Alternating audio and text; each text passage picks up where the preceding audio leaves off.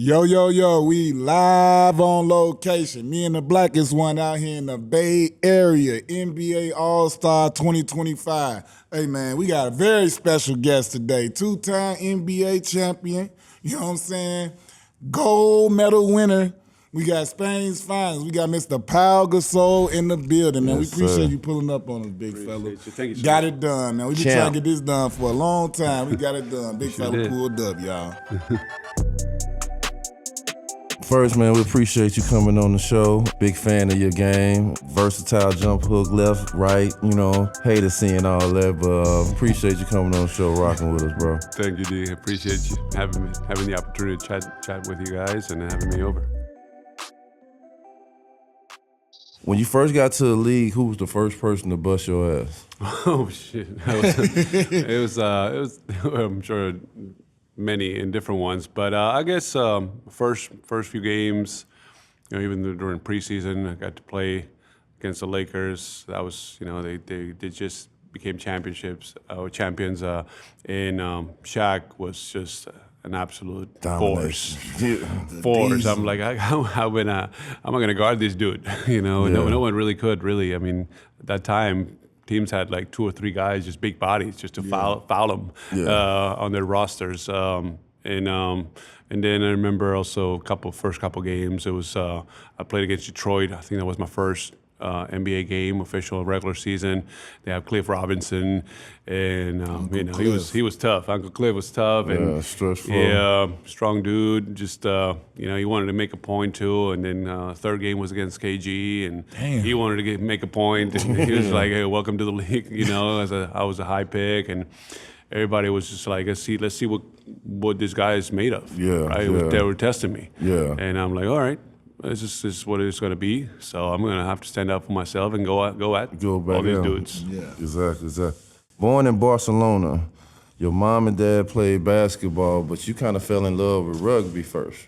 Yeah, well, that was in my town. That was kind of the sport that my town was known for. Rugby. We had a good rugby team in the first division in Spain.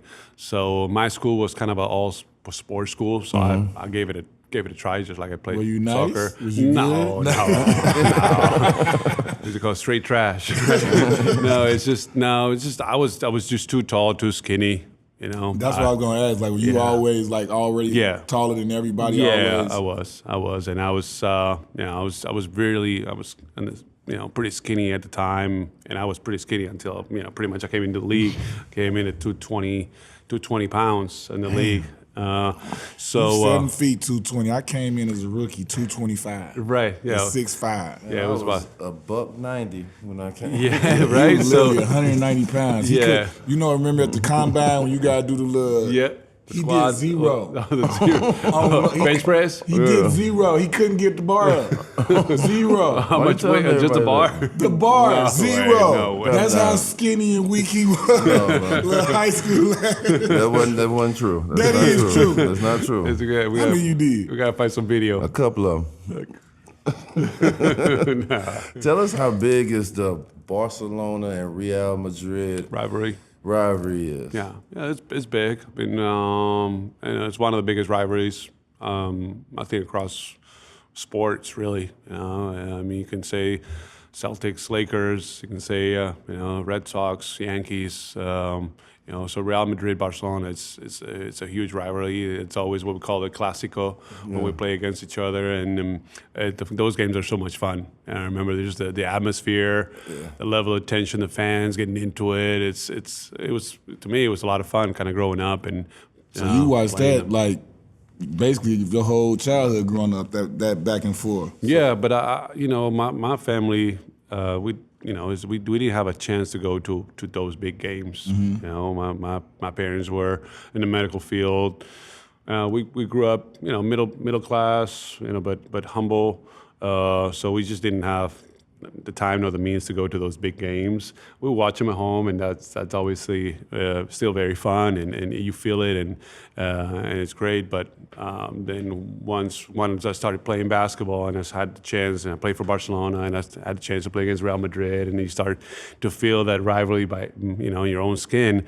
And then you start going to games because now you have access and the possibility and the ability to go, and then you start feeling that in your own, in person in life. It's a whole different deal, and it's like, oh man, this is fun. I want to be a part of this. So you definitely a Messi guy over Ronaldo. Yes, I am. Yeah, even though I respect Cristiano and what he's done, I'm a Barca guy. I'm a Messi guy, but obviously I respect great. Yeah. Tell me this. This is what I always wonder, because like you grew up playing in that type of environment. You played for Barcelona and played in those matchups. How different was it for you to when you come to America and you play? Like, was it different for you to see the crowds like, wait, what's going on? Was it like a downer for you a little bit? Because like you see some of the stuff that I see on the internet, some of the overseas, they got fired, and it's like it's mayhem, and it's like you come over here, were you like kind of disappointed? Like this isn't like as hyped up as it was at home. Right. Yeah. I mean, you come in with a perception, right, where you feel like the NBA is biggest, biggest, right? This is it. This is the dream. This is what I wanted to be, what I wanted to do, where I wanted to get to since I was a teenager, and I started dreaming. Since the Dream Team came to Barcelona in '92, and those guys showed the world how you could play this game at a different level. And I was a little kid, a 12-year-old in Barcelona. Again, couldn't go to the games, but I was watching, and I was like, these guys are in my city, in my hometown, and they're incredible, man. I want to play with them. Yeah. I want to be with those guys, and so they gave me that dream and that vision, and I pursued it, and I accomplished it. So, but yeah, once I got to the NBA, I get to Memphis. From Barcelona, there's a little bit of a cultural change. And the team just moved from Vancouver. Right. So our first couple years, it's all new team, new franchise, adjusting. The fans, it was a Tigers city, Memphis Tigers fandom. So we try to build our own fan base. We're in full rebuild. We played the first couple years in the pyramid. So it was like, okay, well, this is the NBA. Right. Okay, well, hey, I keep saying to myself, is this still my dream? I'm going to play with the best players in the world, and I want to succeed, because there was still a lot of people that doubted that I was going to be able to kind of come through and do it. So I was like, I'm going to do it. I'm doing it for my family. I'm going to do it for me. I'm going to do it for my country. And little by little, put it in the work. I earned the respect, and I performed well. So, but yeah, at first it was like, okay, well, this is not exactly how I pictured it. But as you go and you travel, you play in different arenas and different teams, and you start getting to feel, okay, this is special. When you enrolled in medical school, was you giving up on basketball? Well, no, it's my mom. Really, it's like until you sign your first contract and significant money, you're gonna keep studying. And so it wasn't fully clear that I was gonna be able to make a living out of basketball. So my mom said, you gotta go to school. You have the opportunity to go to med school. Obviously, I love medicine and health, and I had the opportunity to apply, and I got in. So I did 1 year in med school, as I was complementing it and combining it with basketball. But it just made me, it's like, if I want to pursue basketball, I really have to prove to myself and my mom and my family that I'm really good and I can actually do it. So it just made me work even harder to kind of be able to say with confidence, Mom or Dad, I'm gonna become, I'm about to do this, and I got to go all in. When you joined Barcelona's junior team, was it a tryout, or they seen you and wanted you to be on the team? Like, how did you make that team? Right. So I was playing from 13 to 15 years old. I was playing in a smaller club that was affiliated to Barcelona in a way,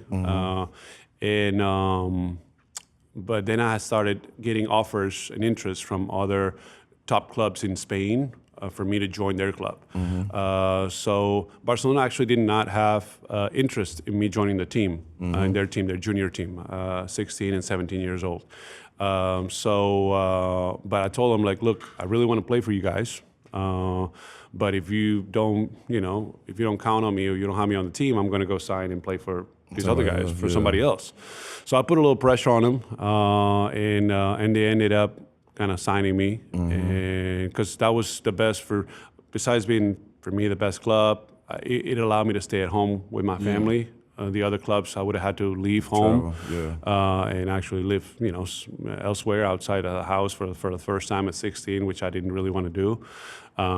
So yeah, it worked out. They I kind of went all in. I put a little pressure, pushed them, and then they reacted well, and they signed me. And I was the last guy on the team at 16 years old, but I earned my way up, and that's just kind of how you have to do it. It's so different than how it is. Like 16, you going to pro clubs and stuff like that. We in high school, like, thinking about college. That's why I always trip out when I listen to anybody from overseas and they tell them, like, the path is just it's different than ours. You know what I'm saying? Yeah. Like, you got to make a decision at 16 whether you about to leave the house and be playing for a club somewhere else. And it's like, it's crazy to me. Yeah, because they have what they call their kind of formation or rights, where if you play for a club at a young age, and you're not playing with the pros, you're not playing with the first team, but you're playing with the youth teams, let's say. But depending on how good you are, how developed you are at 16 or 17, there have been guys that played with the first team, with the pros right away. I played my first game when I was 18 with the pros, and that's when I started kind of combining the pro and the first team with the B team that played in a lower league there, kind of like you could say a G League kind of stuff, and then you go up and down until you actually prove that you can be with the first team across the board or throughout. But it's a different type of system for sure, but it allows you to kind of have access, and if you're ready and they give you a shot and you go up to practice and you compete with those guys, and those guys are grown men. Yeah. So now you're testing yourself with those guys, and it allows you to grow, I think, fast, and you take that chance. You played with the Spanish national team and y'all won the FIBA gold medal. Yeah. How was that? Did that spark your Olympic dreams of just keep on going and playing every year for Spain? Yeah, well, I mean, I was going to play for Spain every year, no matter what. I love playing for my country. The pride that I felt representing my country was very special. I felt like we also were part of a very unique generation where we played with great guys. We had a great team. Even when we won the World Cup on the under 19. We beat the U.S. in the finals in Portugal. Yeah. I think it was 98 or 99. 98. In Portugal. Yeah, 98 in Portugal. Who was on that USA team? So it was Simmons. That's the year I didn't go. Yeah. Omar Cook. Bobby Simmons. Michael Wright. Bobby Simmons. Michael Wright. Casey Jacobson. The year before we played in Puerto Plata, Dominican Republic, and we won. Mike Miller, me, Bobby Simmons, Michael Wright, Jason Gardner, Steve Blake. Yeah. Yeah, we won that year. Then I didn't go back the second year. Nick Collison, I think, was also Nick Collison on that team. was on our team too. Yeah, that Nick team. was there, So yeah. Nick was on that team as well. So pretty good team, and we faced them in the finals, and we were able to win. So they started calling us the Golden Boys and the Golden Generation for Spain, and so those obviously we transitioned into the top team, into the main senior team, and we were able to have a good run, and which led us to win the World Cup in 2006 in Japan as well. But we had two good runs in the Olympics. We played the U.S. in those two finals in 08 and 12. And with the Redeem team, we seen that documentary, which was pretty cool how they did it, and it kind of gave more exposure and importance and relevance to that game in that moment. So good stuff. I love playing for my country. Would you say in '98 when you won gold, is that like kind of like when you got put on the map as far as like people taking more notice to how good you had become and how far you could possibly go? Well, I think it kind of put me a little bit on the map. Not a lot of it. I was probably the ninth guy on that team or something like that. So it wasn't like I was like the starting five. Right. And I played like in the final game. I probably played 8 minutes. Right. Okay. I scored 2 points, I think. Right. Okay. You know what I'm saying? They could see this young guy that was still pretty raw because I kept growing until I was 21. I was a late bloomer. So very skinny, seemed very skilled, could do things and stuff, but still kind of a raw talent, if you will. So it was a little later when I played for FC Barcelona in that probably 2001 season where I really erupted, and that really put me on the map. And that's where all the scouts were like, oh shit, now this guy's legit. This guy, we got to get him. When I seen you left hand, right hand jump hook footwork, who taught you and helped you work on your post game like that, where you was fluent left, you was fluent right, the moves Either that way you had didn't matter. Yeah, well, you work on things. You work on the counters. You work, hey, if you take this away, I'm going to give you this. If you take this away, I'm going to... So you start developing resources and counter moves and just ways to score. Obviously, I played with a couple good interior players when I was in Barcelona. Derek Alston, I know you guys who played for Philly for a little bit. He was a coach with the Rockets for a little bit. I think his son now plays in the Spanish league. Derek Alston Jr. Or I don't know if it's Derek's name, but Alston Jr. That's what. So it was great. It was a great guy that I kind of like was testing myself and seeing a very skilled guy. Then I grew up watching different players and just studying them and try to again work on things so I could just be more efficient, and attack and score.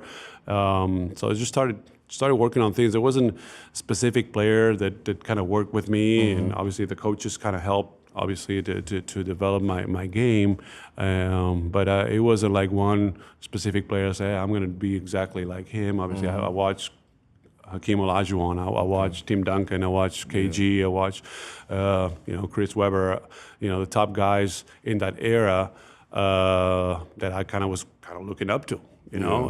So I try to absorb and get stuff from each and every one and develop my own game. How was it for you, like when at the point in time when it did, when I don't know how it worked for you, like did the scout come tell you or an agent, like how did it come, how did the NBA start to become a reality for you? Like when did that start to happen when it's like, yo, you could be in the draft or they got interest in you? Like when did that start to happen? Yeah, probably around the 99-2000 season. There was like, hey, there's obviously the scouts come, right, to the main tournaments and they started coming more. So my agent would tell me, hey, this game, especially against Real Madrid or stuff, or big games or tournament stuff, they would come playoff time. They're coming, they're watching. So okay, I'll try to do what I do my best, and not that you're going to play extra hard, but you try to play well. So you start being aware of that. There's a draft, where the best young players in the world get drafted and get picked. I said, oh, okay, that's cool. I mean, I wasn't familiar with it too much, but I wanted to play in the NBA, so it was like I knew that was part of the process. And then again, that season 2000-2001, when I really blossomed and was starting to dominate and play really well, that's when I know that the eyes were on me, and there was a lot of attention on me, and but I was still surprised when I went to the draft in New York in that 2001. I thought I was going to be a lottery pick. I was projected to be a top 10. I thought I was going to be more towards that 9-10 pick, and my agent the night before tells me, hey, if you and I had a year still left in my contract, so I had a significant buyout. That I didn't have the money to pay for at the time. And the NBA had a rule that they could only pay up to like $500,000 or $700,000 or something like that. So I was like, but they told me, like, if you get picked in the top 5, will you come next year? I'm just like, oh. Top 5, huh? Top 5. I'm like, what, top 5? And no European player had ever been selected top 5 before, really. So I was like, so I'm like, oh, okay, well, I guess, I guess I would, I was surprised to hear that. I was like, yeah, I mean, I was ambitious. I was confident. I'm like, I didn't know if I was quite ready yet. I thought I needed an extra year, but sometimes life, happens how it happens, and the trains kind of come through, and you have to decide whether you want to hop on or not. And I told him, I guess economically I'll make more money, right? Because the third or fourth pick, they make this amount, and this is determined, so I'll be able to pay the buyout and stuff, and still be okay, and still make good money. So I'm like, all right, yeah, sure, let's do it. That's crazy. And then I got selected the day after with the number 3rd pick. How was your draft? Did you work out for a bunch of teams? No one. No workouts. No workout. Combine. No nothing. Did you have no conversations with no teams or nothing? No. Did you go to the draft? Yo, I did. I went to New York. It was the first time that I stepped foot in the U.S. So I went. I was thinking, that is fucking wild. Yeah, two days before the draft. 2 days before the draft, yeah. First time you ever come in the country. Yep. Hadn't talked to no teams, hadn't did a workout, nobody saw you. Nope. They just they saw me playing with FC Barcelona. but no, overseas. I'm talking about like as right. far as like but physically see me one-on-one or do some meetings, stuff. no dinner, Nothing. sit down. That's wild. Nothing. Because my league, Spanish league, ends like second week of June. And the so draft you is had to go So the draft was on June 23rd or something, right? Yeah. So it's like it had been like a week that I finished playing, so there wasn't really a possibility to do it. So they I guess they liked what they saw and they took a chance, and it was ended up panning out. Did you bring your whole family with you to the draft? My parents. Okay. Just my parents. Was Marc there? No, Marc was not there. Marc wasn't there. No, Okay. no. He was. He was probably 15 at the time. Yeah.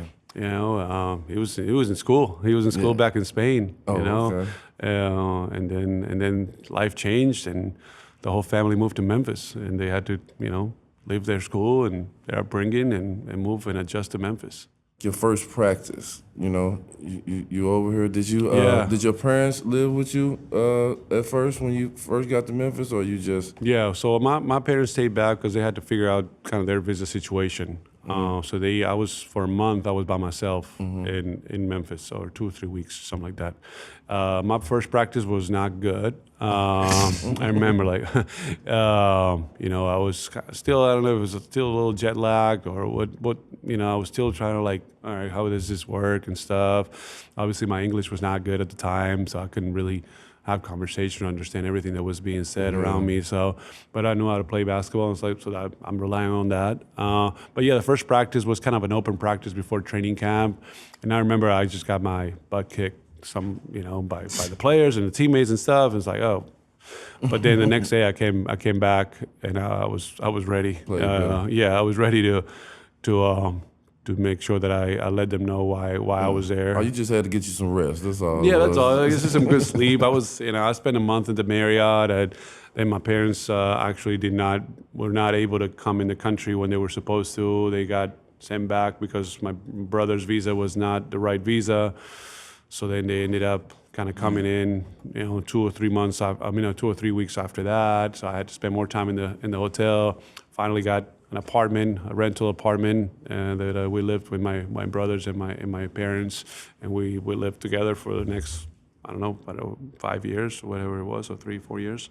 So that's kind of how we started. It gave me structure, it gave me a support system. Yeah. It gave me the ability that no matter what happened on the court or on the game during the games, I could go back home with my family, and that was a big part of why also I've adjusted. I adjusted quicker. I was able to play better. I think my first year, and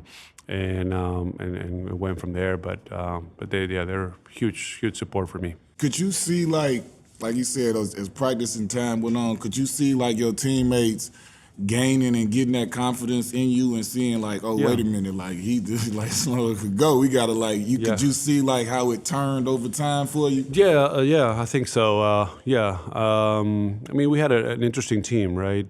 We had some veterans, we had some very young players, but I think little by little, my goal was to earn the respect of my teammates and my coaches first. Once I do that, I can go to the next step, and for that I needed to get stronger. I needed to play harder. I need to meet the physical demand, the physicality of again the game was played in the U.S. So again, I had Tony Massenberg, I had Lorenzen Wright, I had Ike Austin. Strong as So they were big bodies, strong guys. So I remember Nick Anderson was like, you got to box those guys out. Big motherfuckers. Do not let them get the offensive rebound. You got to put their body on them, and you got to box them out. Yeah. I said, if you can let them get the offensive rebound. So they were challenging me to step up to the challenge and to kind of say, hey, this is important. You're going to face guys like that. You got to put your body there. You got to hit them before they hit you, kind of thing.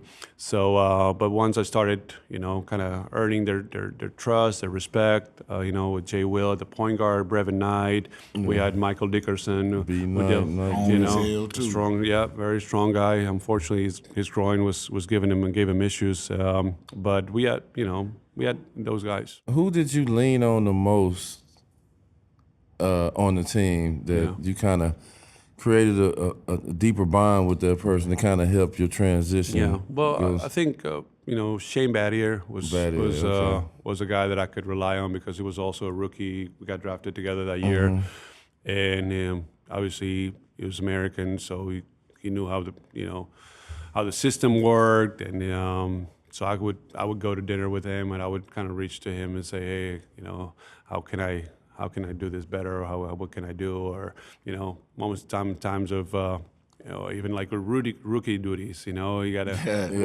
what do I get the donuts? Where do I get the Krispy Kreme? They don't like stop by Krispy Kreme. They want the fresh ones, man. They gotta be hot. So stuff like that, right? Where you just little things, trying to take care of each other too, and then actually a guy that Lorenzen Wright when I was starting, and I had some tough 3 games, where I was too tense, too tight, trying too much. I couldn't really play the way I had played in the preseason, and I'm like, I kind of broke down. I went to the weight room, and I broke down and started crying. And Lorenzen came in and said, Pau, what's going on, man? So I was just like, I don't know what's going on. I'm like, I feel like, I'm not playing well. It's just like I'm too tense. I don't know. It's the nerves. I don't know what it is. I said, yeah, calm down. You gotta relax. You're too good of a player, too talented. Don't worry, it'll come. So he gave me, that meant a lot to me at that time. And then next thing you know, 4th game of the season, we go on the road, first road trip. And Stromile Swift, who was also a teammate. Show was also another point of support, another guy that supported me because we sat together on the plane and we started watching.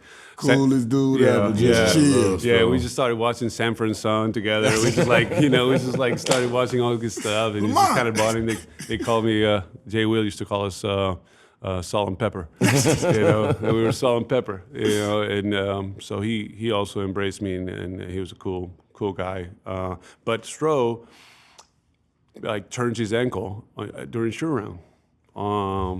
So he was starting because it was the number 2 pick the year before me.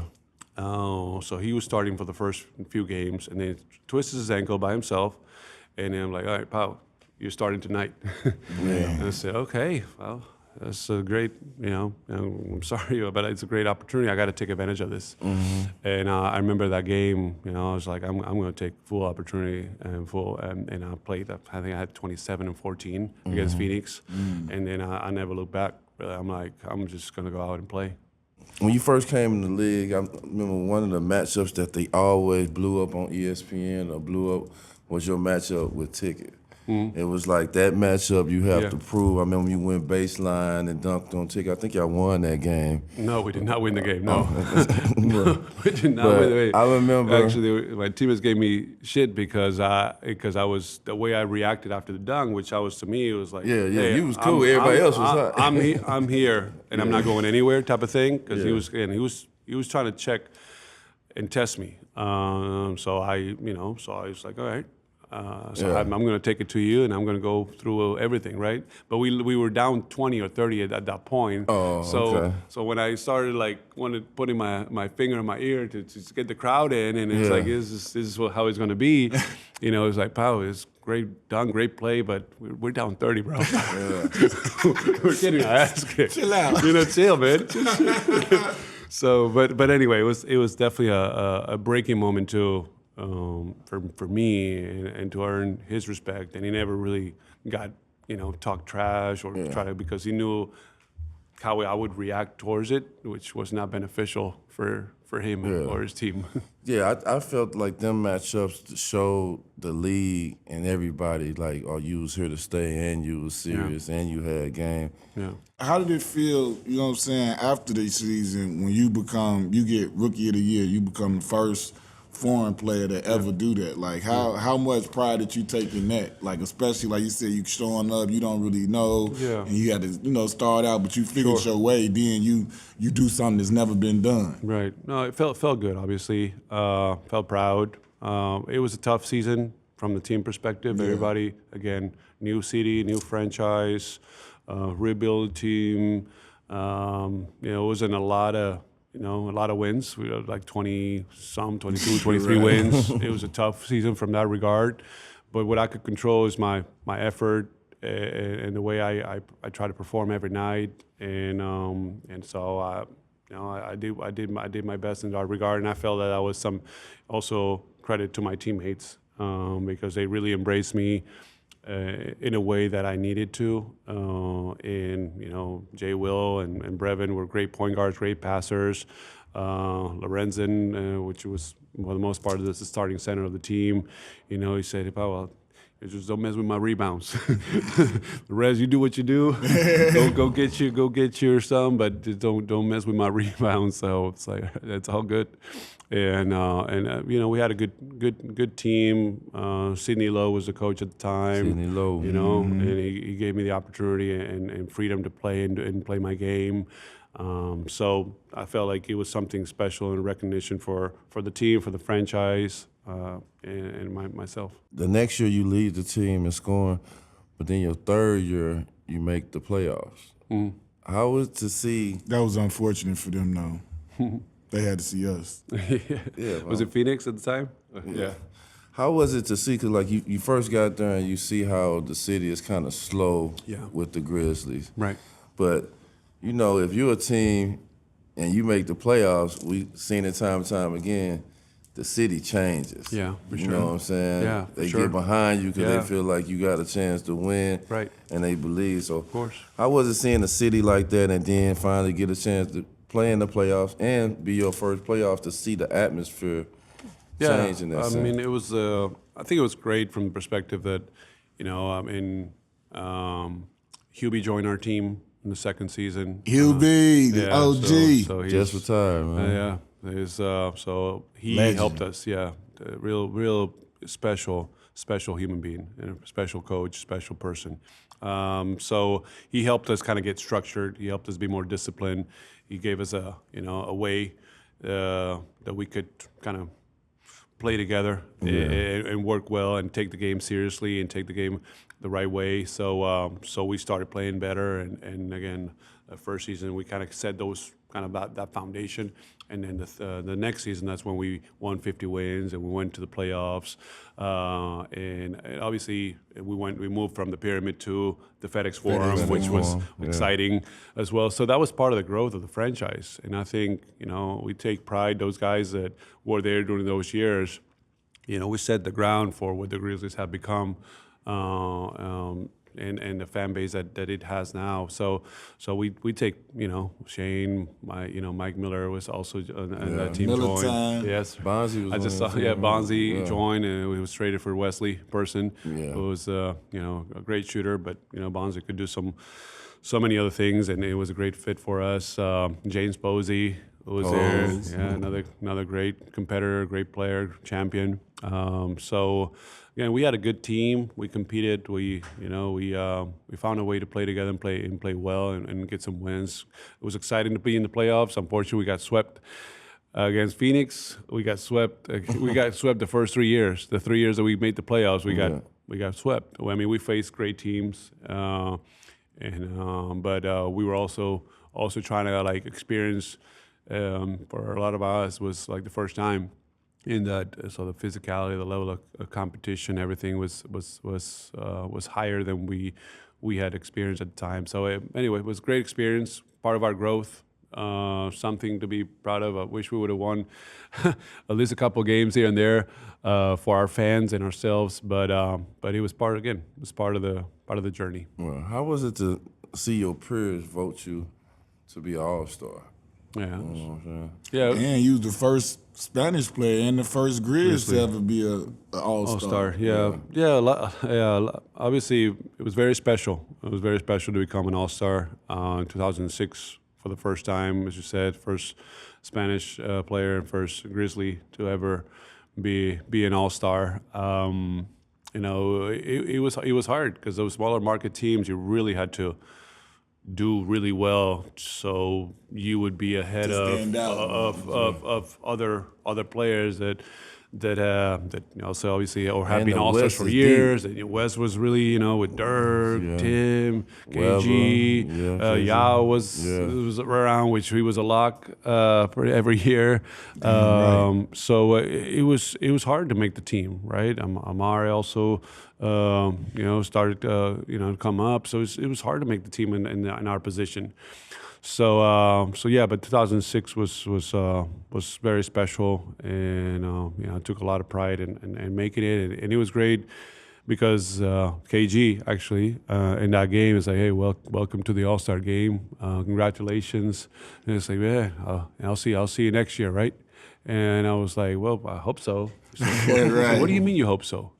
I said, well, I mean, I hope I can make it again. I don't know, it's my first time. I'm like, man, this is a mindset. Yeah.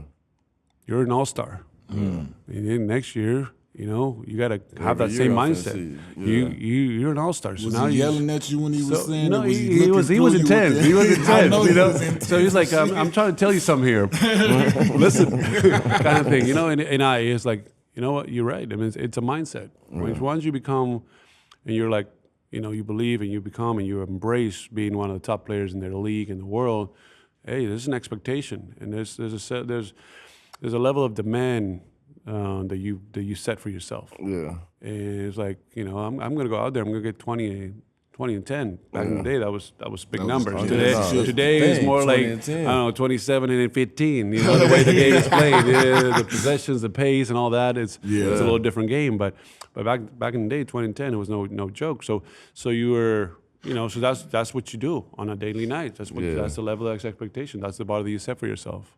How do Pau Gasol get traded for Marc Gasol. Yeah. We never seen Marc before. We never had a glimpse of him. We don't know how he looked. Right. And this I feel like it shocked the NBA. It was like, man, how they pull that one off? Like, how Jerry West pulled that off? Yeah. Well, I think at the end, at first it was shocking. It seemed like lopsided trade. I think ultimately it showed, that there was value for the Lakers and value for the Grizzlies. The way Marc was selected by the Lakers on that by I think it was 47 pick, second round. Because we were actually together watching the draft night, and he was hoping it would be late first round, early second.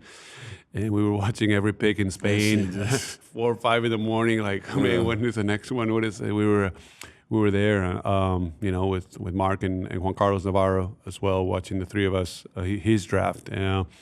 But he was selected 47, second round pick, 47, 48, and I kept telling Chris Wallace, who was the GM at the time of the Grizzlies, it's like, man, why didn't you pick Marc? You should have picked Marc, or let's get a trade for Marc, like in that right after he got drafted. And he was asking me, no, I think he told me the Lakers are asking for $500,000 in exchange for your brother. I'm like, all right, take it out of my contract. You can take it out of my contract and just pay that, and we'll have Marc. I'm telling you, he's going to be a great player. I said, no, you can't do that. Can't do that. Now we're just going to let it play out. I said, okay. So then the next season, the 2007-2008 season, where I got traded in 2008. I keep telling every game, every weekend where I watch my brother, and my brother actually was the MVP of the Spanish League that year and dominated. I was like, have you watched what Marc has done? Have you watched what my brother played today or yesterday, last night? Did you see the numbers? Did you see the game? He's dominating. I kept telling you. So I just kept like kind of rubbing it in a little bit.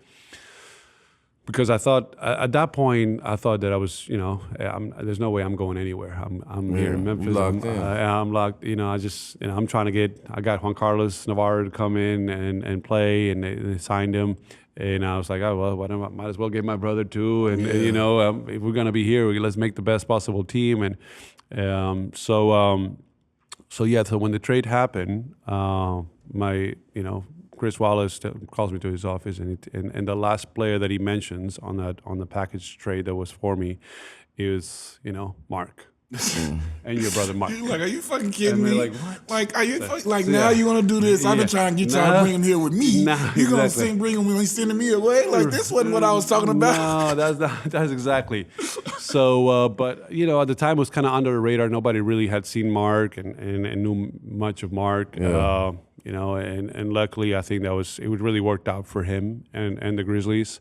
It gave the Memphis also the flexibility to get Zebo as well, which was great. I think that combo did really well for years, and they built something special, right? So, and then I gave me the opportunity to play with the Lakers, which obviously was a game changer for me in my career at that time with Kobe, and we had an incredible run where we won two championships. How was the first you get traded, you get to LA. How was the first time you go and you talk with Kobe? What was that like?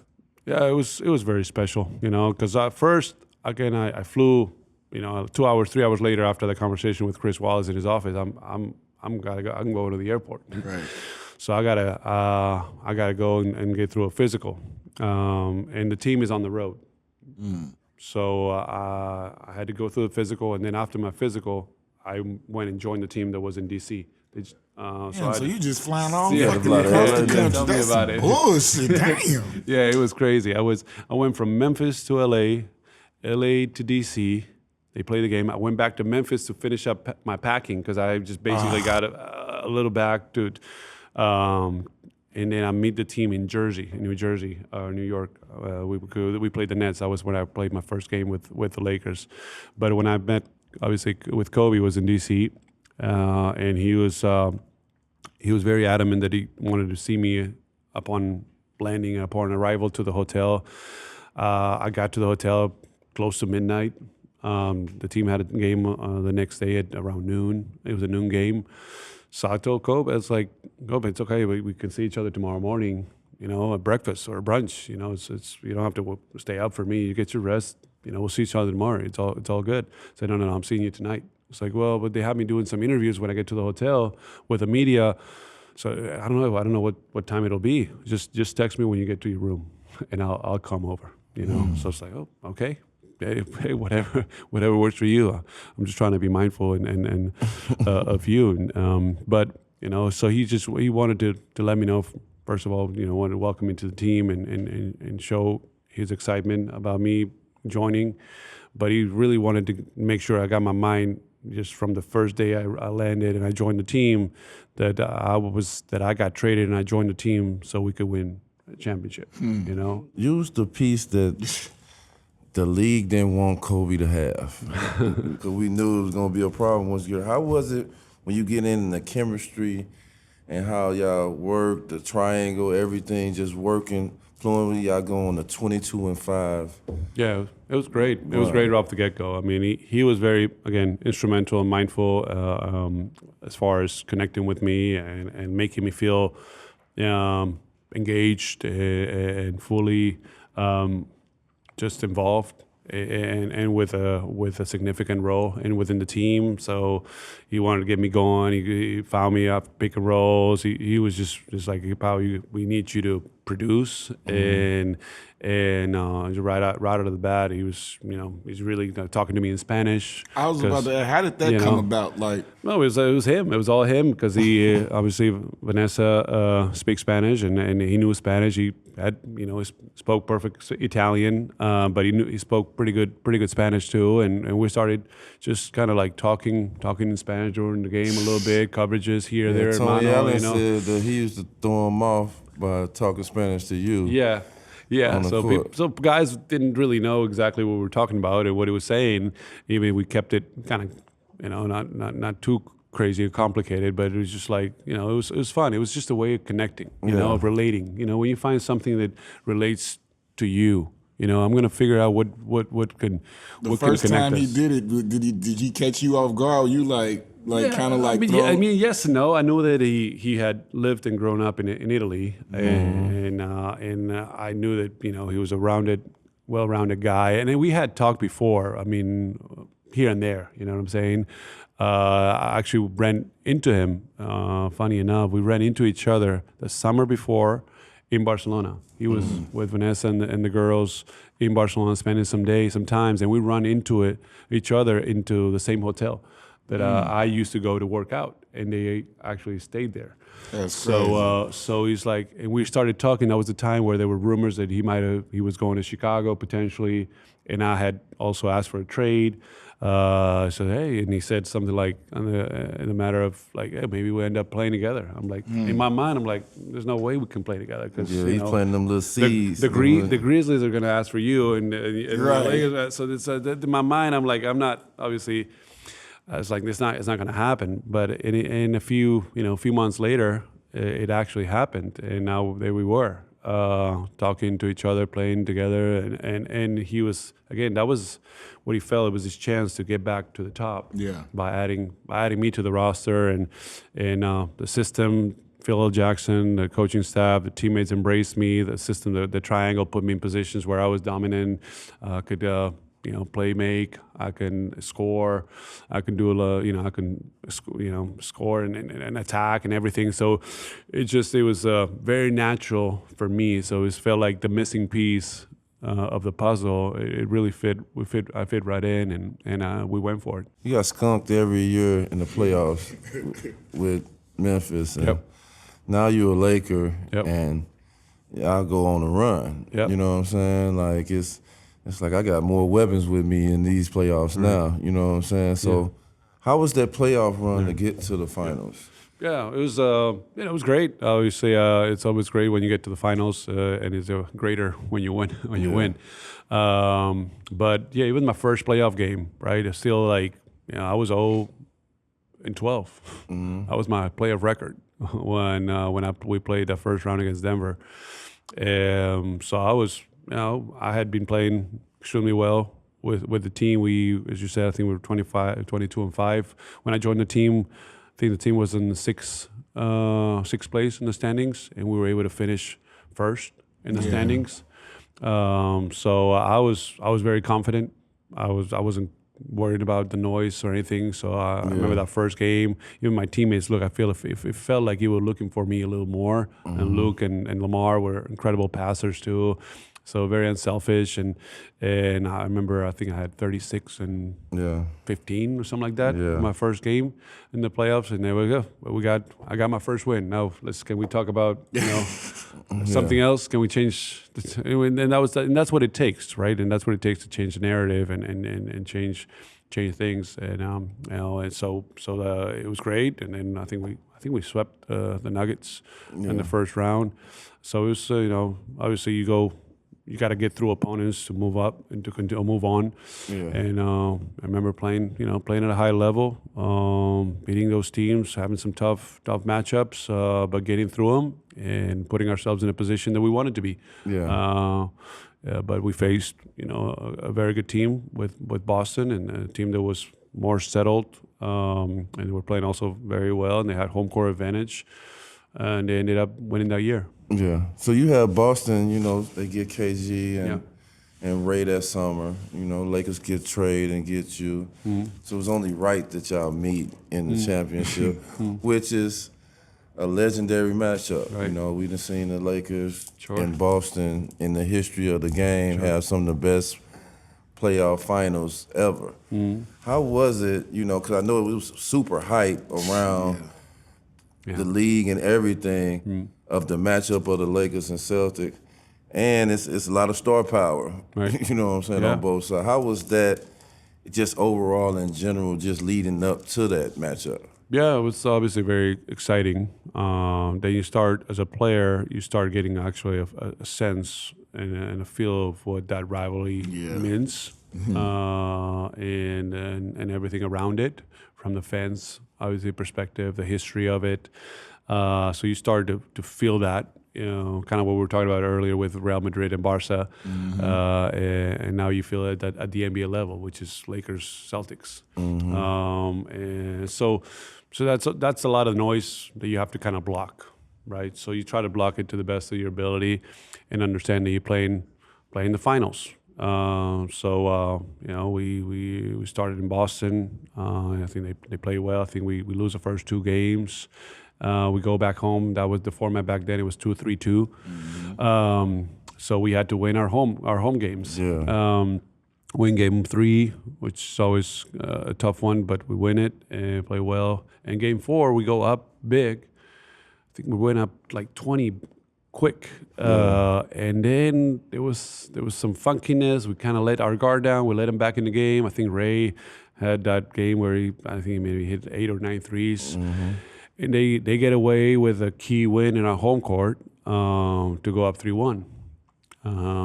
Then come back game 6, you know, win game 6, and to go back to Boston. And now you're playing game 6 in their home court, and they have a chance to close it out. And they played, you know, they played a lot better than us. They kicked our butts in that game. They blew us out, and you know, and now you have to deal with that. And now I was okay. How are you gonna overcome this? How are you gonna react to it? You know, that definitely fueled us for the couple years after that. What was that mindset, though, after y'all lost to the Celtics, like over that summer? How was that flight from Boston to L.A.? It was rough. With Kobe. It was rough. Like, what was that mindset of? Yeah, I mean, we were taking it in, right? You got to feel the pain. Yeah. You got to feel it, you know, and it's got to hurt. So it was just like from, you know, after the game in the locker room to getting on the bus and the bus not moving because the fans were rocking it and hitting the bus and couldn't move. Feeling that you want to get off the bus and start some stuff, and Take your frustration out. you know. But same time, it's like just take it in, take it all in, let it fuel you. You know, let it fuel you. This is good. You know, let it fuel you. Let it feel it. Fuel for next year. This is all part of it. And then get to the off season. Then we had, you know, we went with our countries when we played the Olympics in that 2008 in Beijing. And, you know, played well. Kobe was obviously with USA, try to help the team kind of get back to the top after losing in 2004, the Olympics in Athens. And so he was obviously determined, and as he always was, to leave his mark and help the team win. And so they did that. We played a really good, you know, final match. In that Olympics, and then we came back. You know, 2 weeks later, or 3 weeks later, we were in training camp. We were back in the locker room, back in training camp, and that's when the first day of training camp, Kobe puts his gold medal in my locker. Right, and I'm like, what is this gold medal doing in my locker? I see the gold medal, and I look back, and there he is looking at me.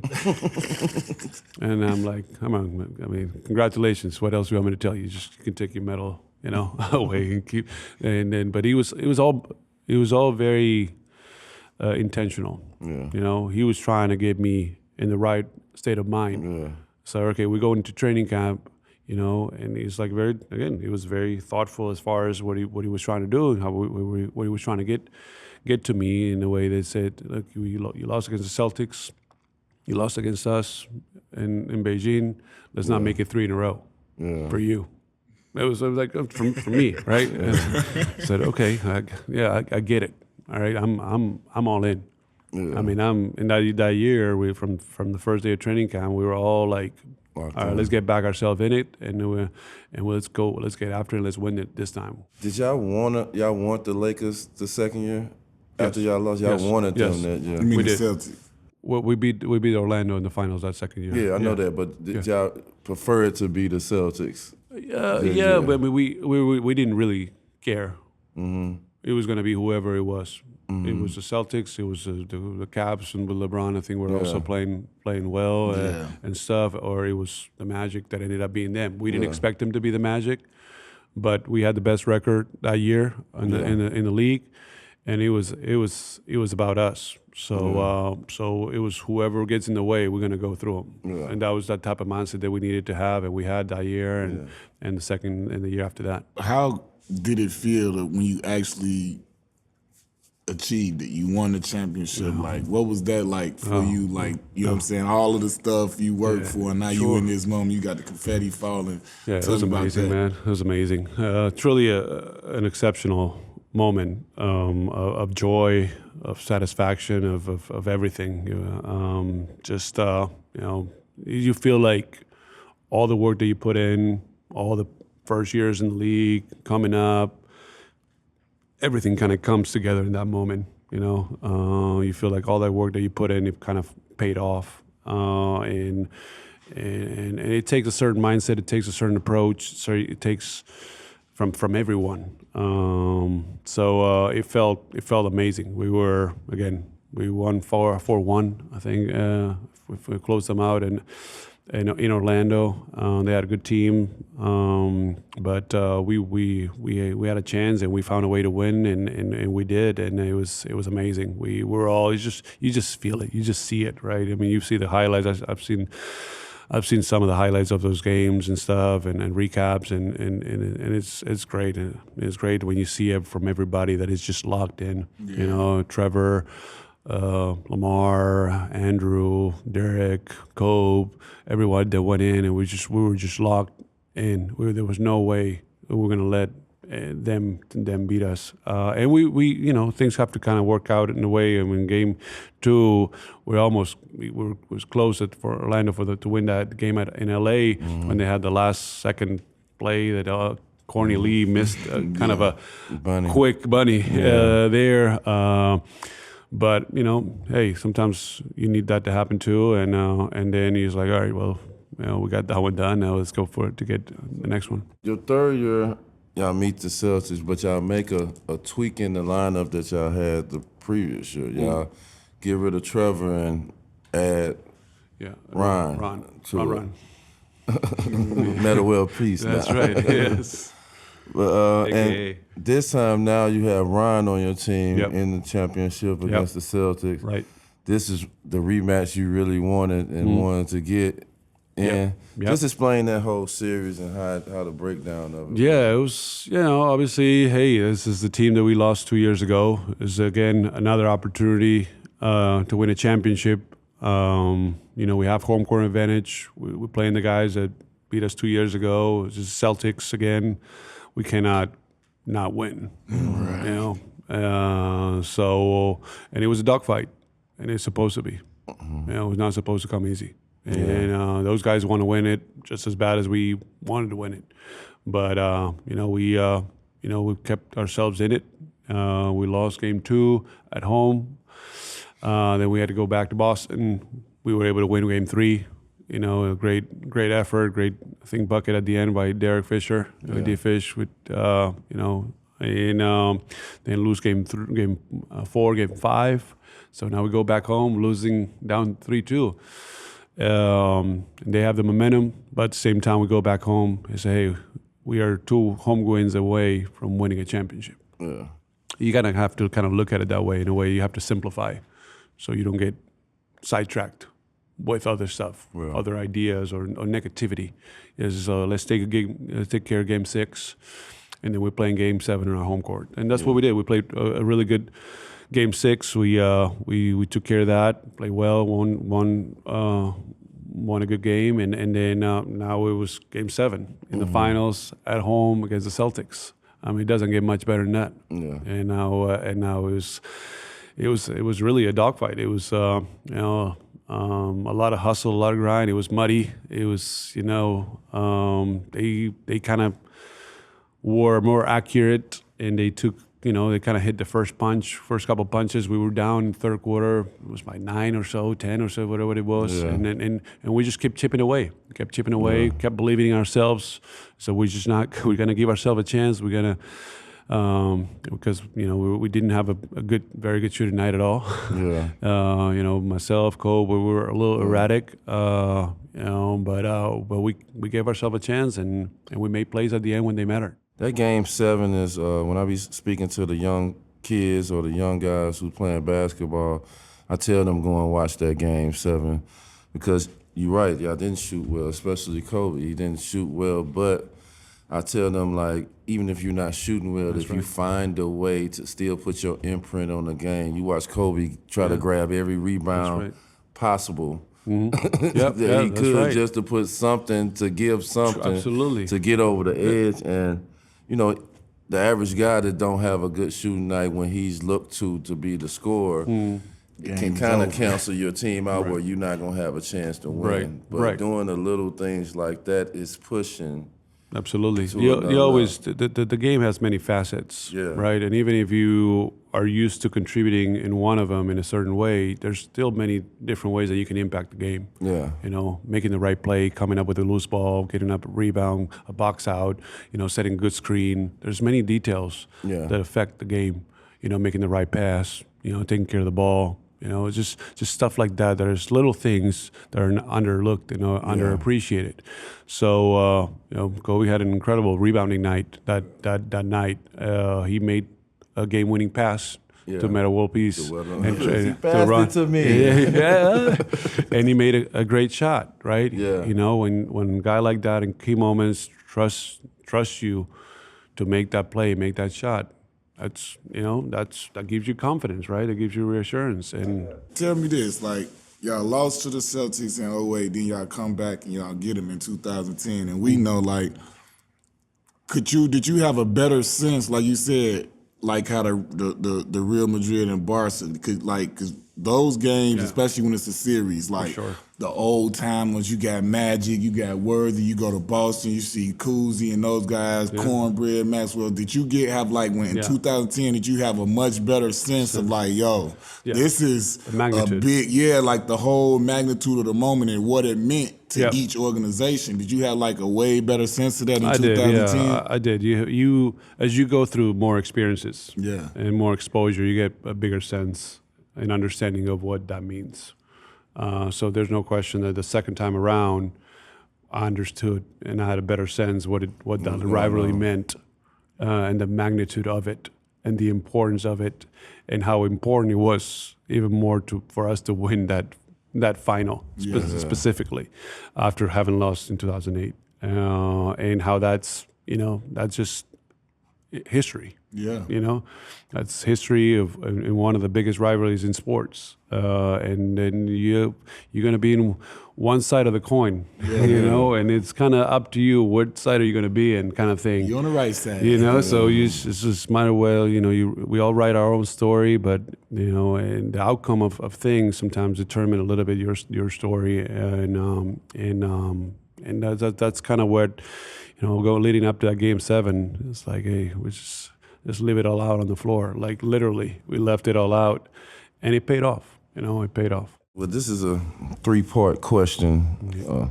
First part of it is, Phil Jackson. He run one play.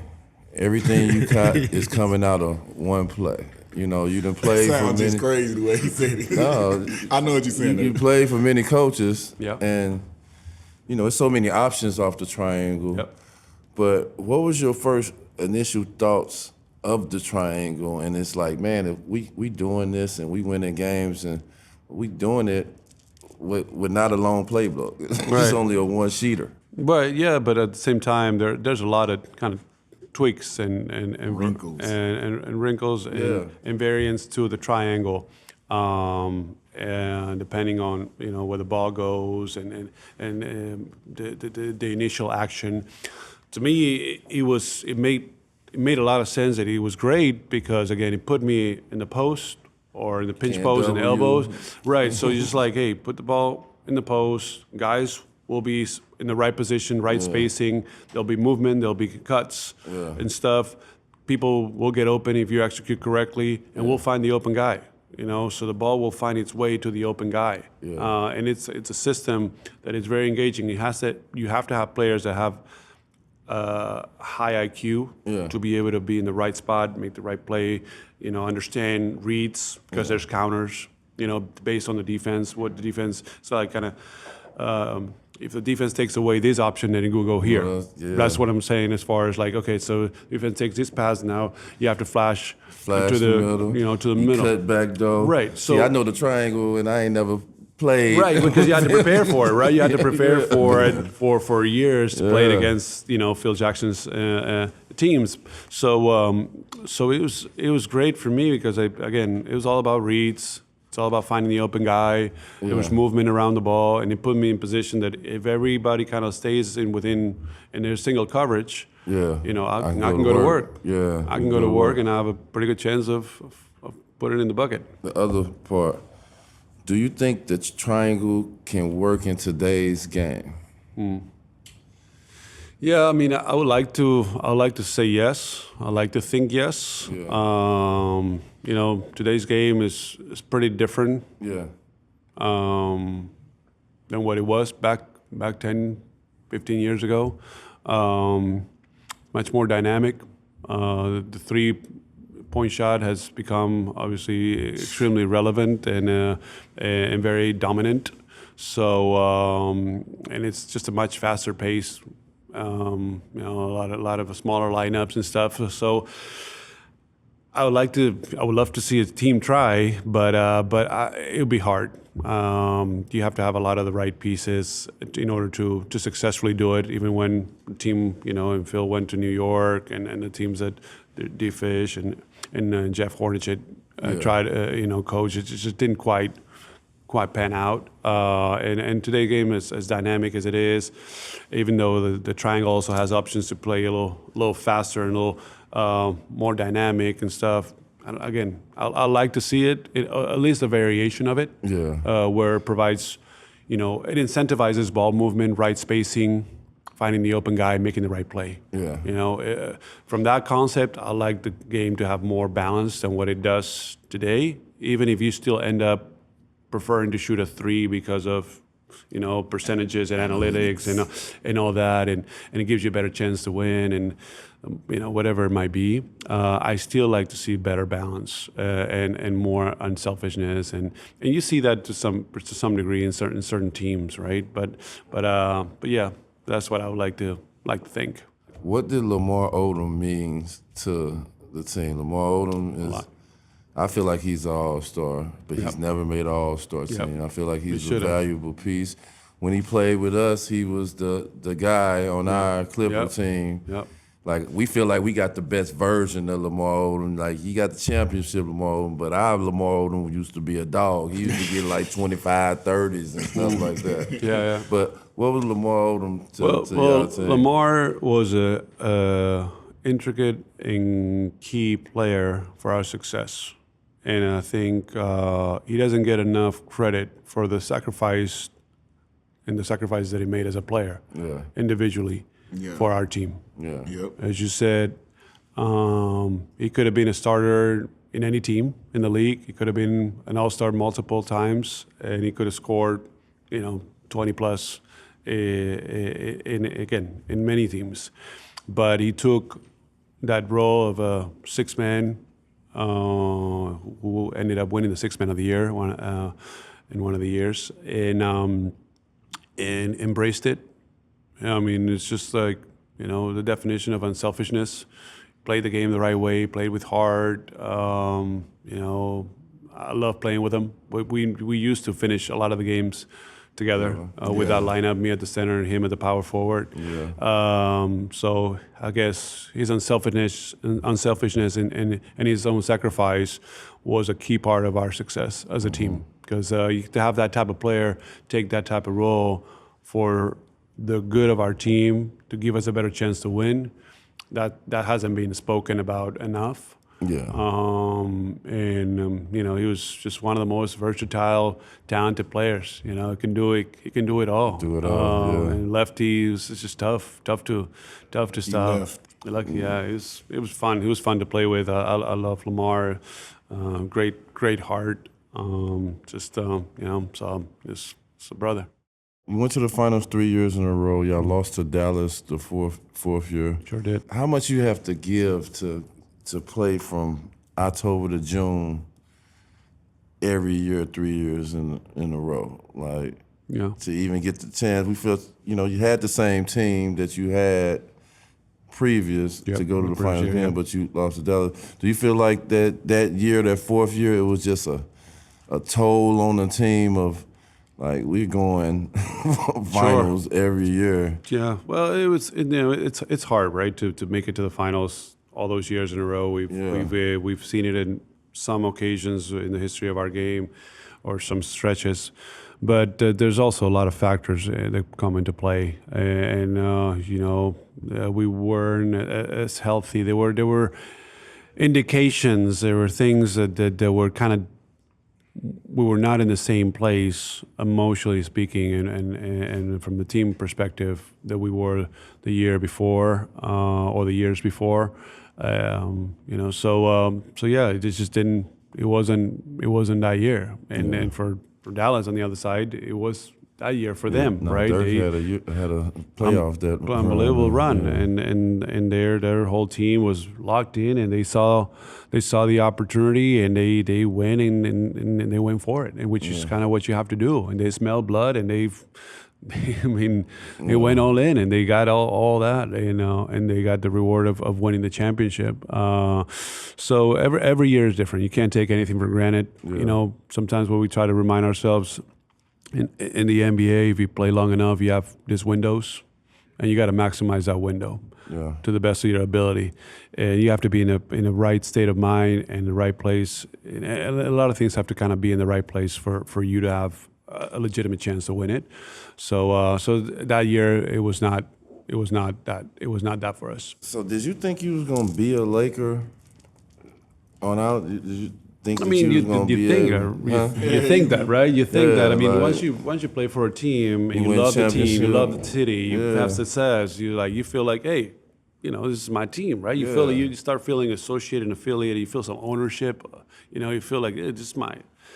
You kind of have to feel that way in order to give your best. Yeah. You know, Yeah. and you're full and everything to the team. You know, this is my team. You know, and you have to feel that way, and it's important to feel that way. But but we know that the business of basketball and the NBA that's not true most of the time, and that comes to an end, no matter what. And the executives and owners and the executive, they have to make decisions. There are more, you know, sometimes they're more business decisions, sometimes they're basketball decisions, and they have to make difficult decisions for the good of the team, let's say, or the franchise.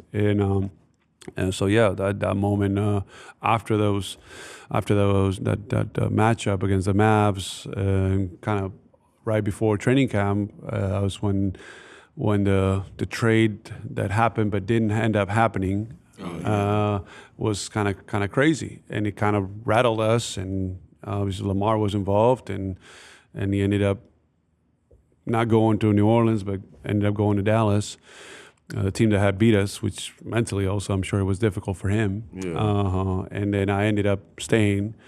But yeah, things were less than ideal. Phil just kind of stepped away from being a head coach. We got Mike Brown in, and dynamics changed, and we had to adjust. And we did the best we could, but it wasn't, you know, it wasn't good. It wasn't the same. It wasn't good enough to get to the level that we wanted to be or we were used to being. I want to know, like, just a sidebar, like, your thoughts on the Lakers getting Luka. Yep. Like, I know you was like the rest of us, like, what the hell going on? But like, what's your thoughts on that for a guy like him? Right. Yeah. I mean, a lot of things, right? A lot of layers to that question. And obviously, at first, surprised, shocked. Right. It just it was hard to kind of digest that actually happened. That type of player, gets traded at 25 years old. It just doesn't happen. Never happened. Might not happen ever again. But it happened for whatever reason, and it's crazy because I know Nico, I know Rob personally for a long time. I was just talking to AD when they came play here with the Warriors, and we were gonna, get together. He wanted to help the Lakers win another championship and prolong, and extend. Obviously, and he wasn't thinking he wasn't going anywhere, right? And then you get Luka, which is a generational talent, a guy that he's put up crazy numbers in his first 5.5 years of his career. 5, I think, first All NBA teams. Yeah. Took the team to the finals with Kyrie and the rest of the guys last year, and then boom.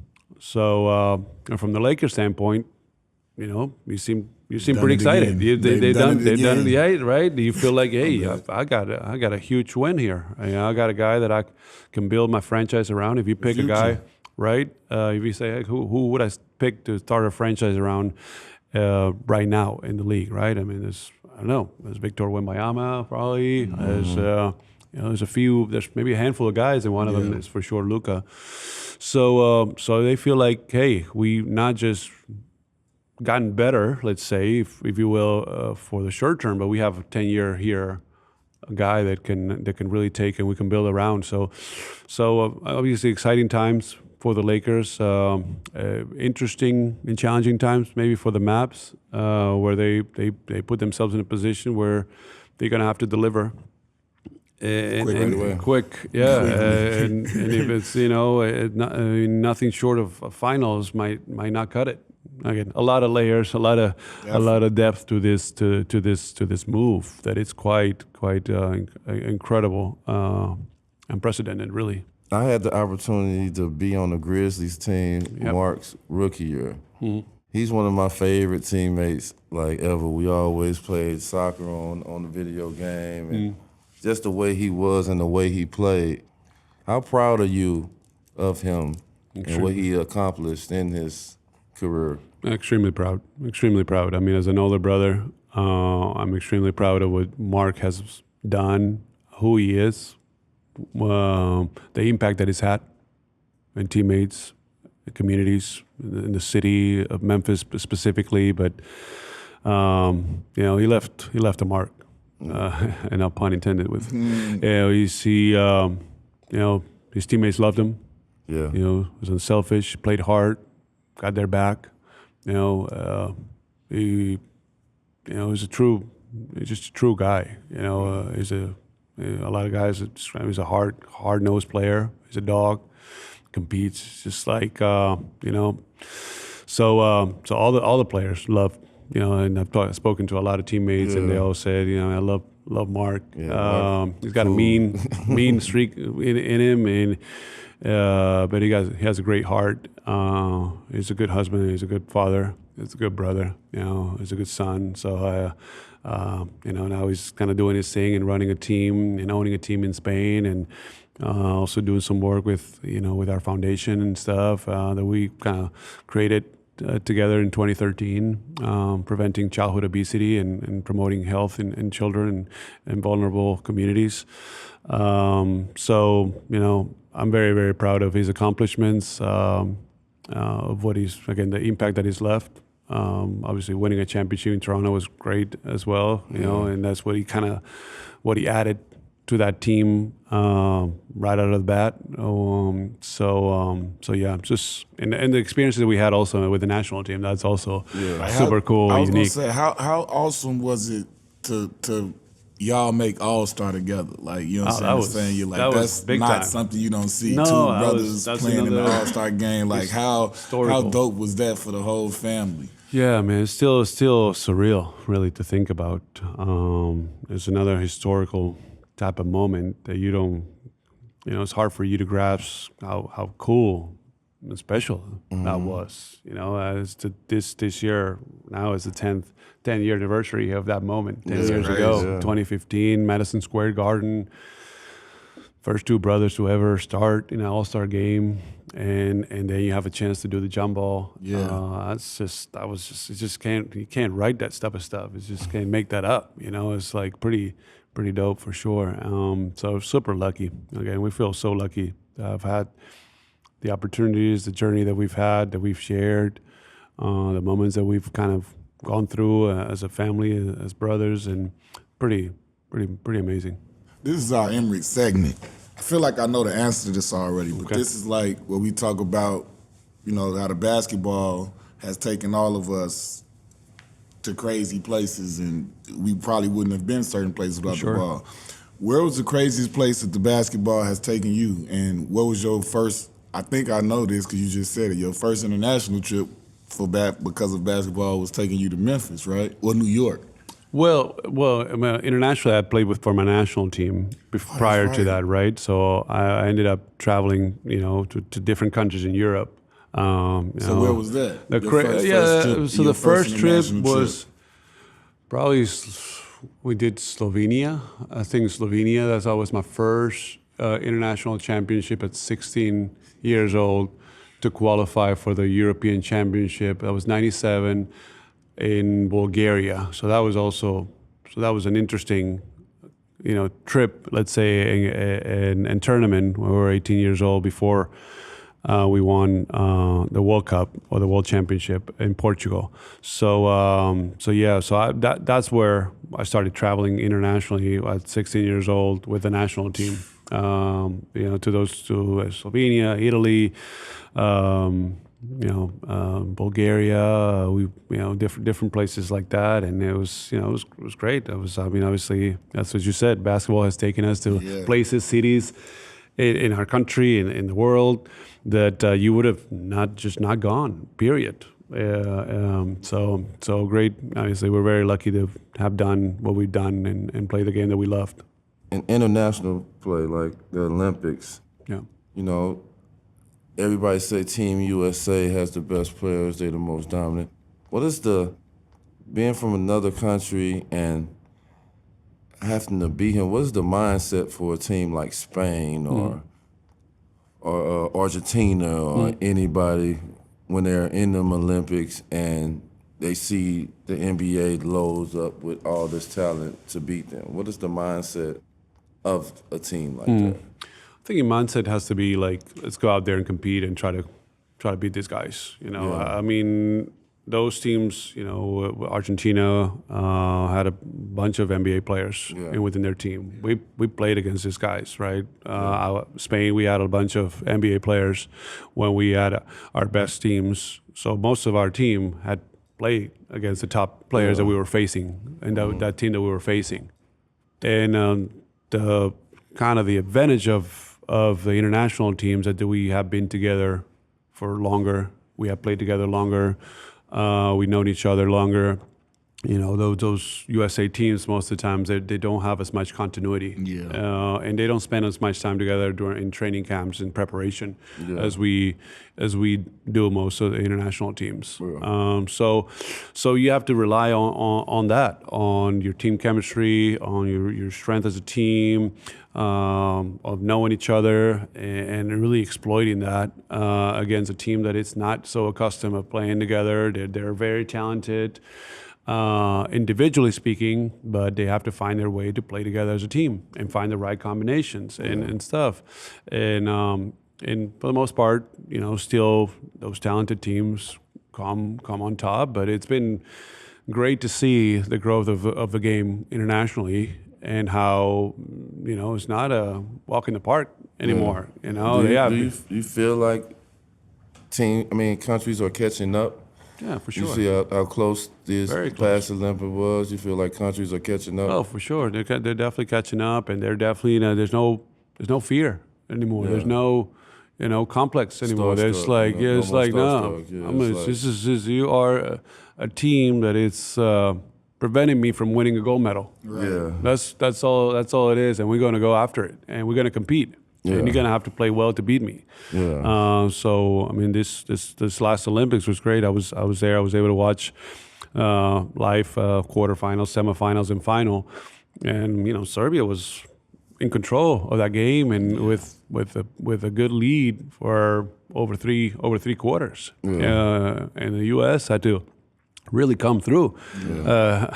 For LeBron and Steph, they played great, and they everybody just kind of stepped up and did what they had to do, but they had to really dig in and come through and make some big plays and big shots to win. And Serbia didn't sustain the way they were playing for the 40 minutes, but they were playing well. They were doing well, and France also in the finals. It was a good match and it was a good game, and they were right. It was back and forth, and again it came down to the last minutes of the game, and Steph again made big plays, big shots, and they ended up pulling through and winning the gold medal. But it's close. It's not. They have to take it as they've seen. They have to really dig in and take it seriously and give their best. How was it for you being inducted into the Hall of Fame? Like, that's like the creme de la creme, cherry on top for everything, all of the accolades and everything you got. How was that for you? It was special, very special. And the ultimate honor and recognition in our sport. To be part of that selected group, they get honored in that way. It's something that, very emotional, very exciting.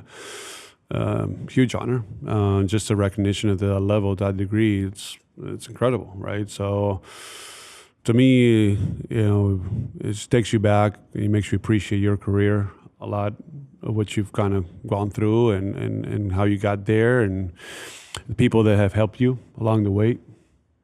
And for me, it was hard, to not have my brother with me, Kobe. Enjoying and sharing those moments. So as much as I have him extremely present, and and Vanessa and the girls, we're there, and that means the world to me.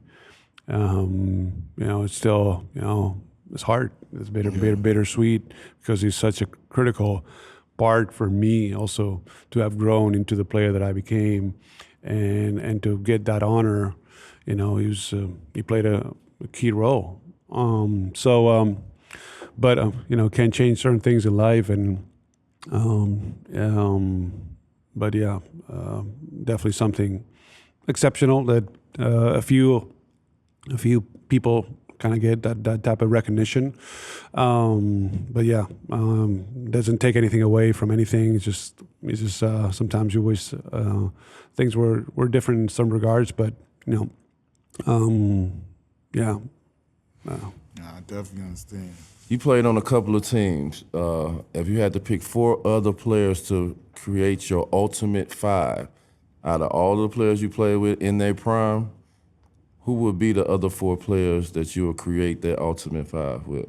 You can pick from any team you played for, and they're in their prime. Well, Kobe for sure. It's a no-brainer. Again, I played with Tony D. Rose. Right. Tony Rose, Steve Nash. Steve Nash. I played with him in his prime. Though Steve at his prime was pretty special. Yes. And he would give you a lot of buckets. So who your point guard gonna be? Oh man, let me think about this, because I also played. Let's see who else I played. You played with Kawhi. I played with Kawhi. I played with Jimmy. I played with Giannis for a little bit. Yeah, Giannis Antetokounmpo. Giannis. Damn. Who else? I played with Manu. I played with LaMarcus. Marcus, Manu. Let's go with Kobe. Let's go with Giannis, even though I played very briefly with him. But I guess, big man. Between Kawhi and Jimmy, I'd probably go with Jimmy. Even though Kawhi at his prime, incredible. Yeah.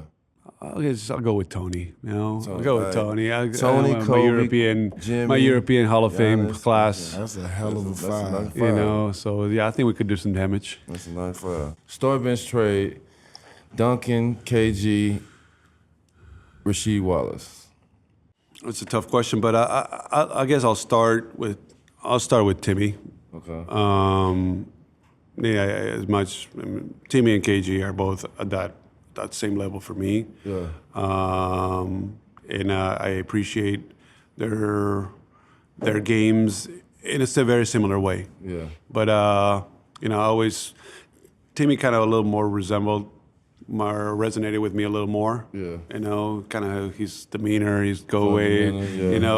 Not that he was like as KG kind of thing. He said it very kind of funny, but accurately in an interview when he said how he talks shit. Timmy talks shit about it. It was like, yeah, like I don't know, like he was sly, comments like, good move, or like like a good shot, a good try, or whatever, KG was more demonstrative, more different. So I'll start with Timmy. I guess I'll bench KG and I'll trade Rashid, even though Rashid was another great player that I had a lot of good matchups against. I respect. Well, man, we my guys, appreciate it, man. appreciate you We got guys. big fella in the house. Come pull up with us, man. We appreciate you pulling up on us, man. Pau Gasol, everybody. Hey, congratulations, guys, for what you're doing. Thank you.